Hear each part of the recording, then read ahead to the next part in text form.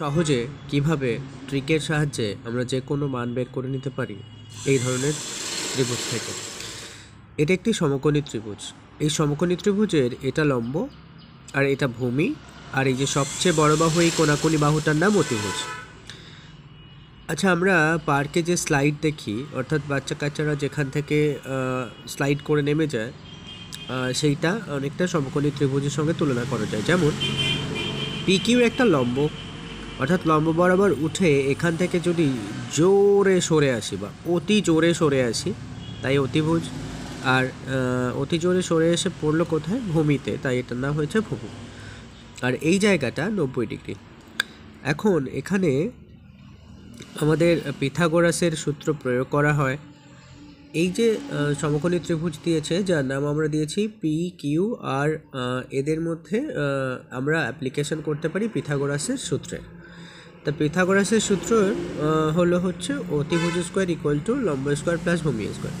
এর আবার অনেক রূপ রয়েছে, কিন্তু আমরা এই অঙ্কগুলো কিভাবে করব, খুব সহজে কিভাবে এর মান বের করা যায়, অর্থাৎ এই ফর্মুলা ব্যবহার না করেই আমরা কি করে এর মান বের করতে পারি।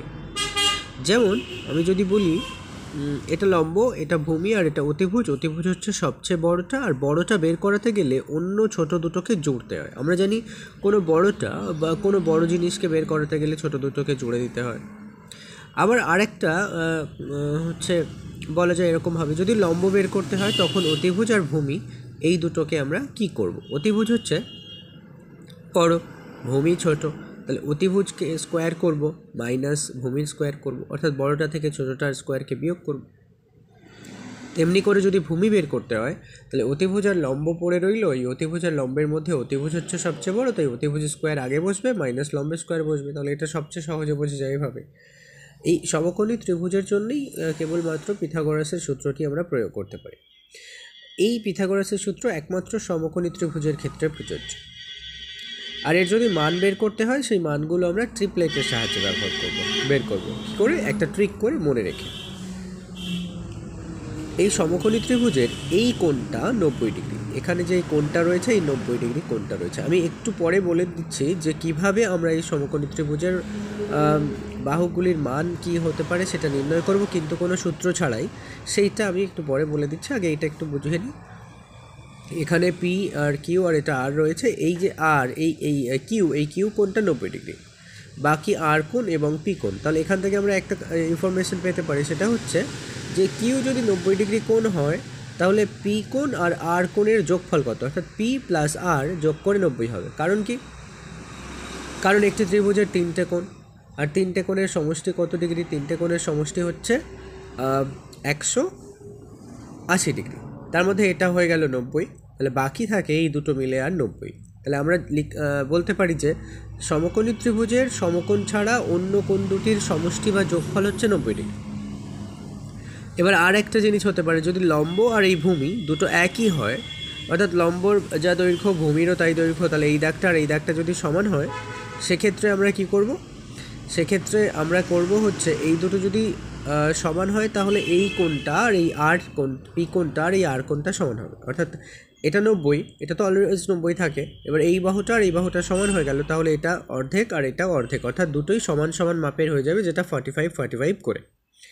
তাহলে এগুলো এই যে লম্ব সংক্রান্ত, ভূমি সংক্রান্ত, অতিভুজ সংক্রান্ত একমাত্র পিথাগোরাসের সূত্রে আমরা করতে পারি। এবার এখানে একটা প্রশ্ন হচ্ছে যে এই বাহুগুলির মান কি হতে পারে। আমরা বুঝলাম যে অতিভুজ সবচেয়ে বড়, তাই জন্য এর মান সবচেয়ে বড় হতে হবে, সবচেয়ে বেশি।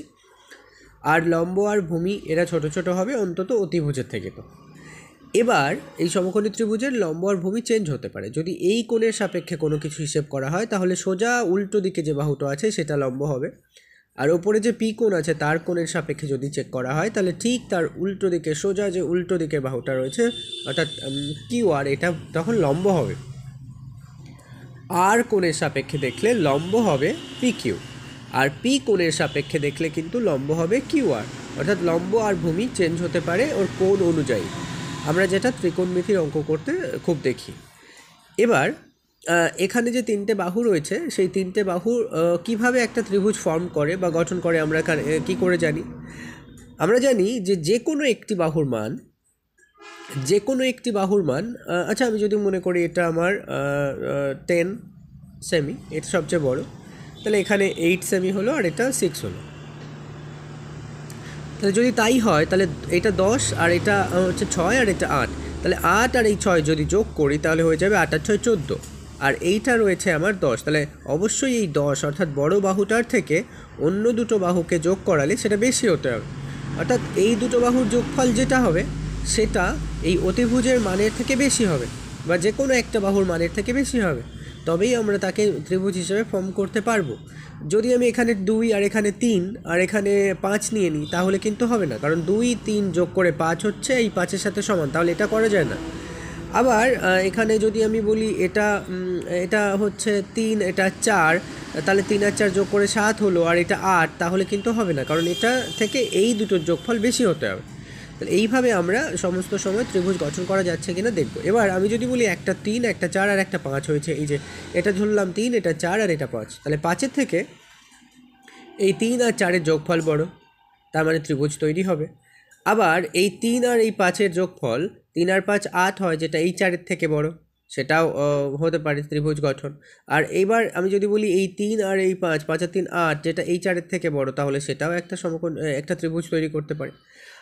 এবার কথা হচ্ছে আমরা যে সমকোণী ত্রিভুজ এর বাহুগুলির মান নির্ণয় করব সেটা না দেখে, মানে সূত্র ব্যবহার না করে কিভাবে ট্রিকে সেকেন্ডের মধ্যে বের করব,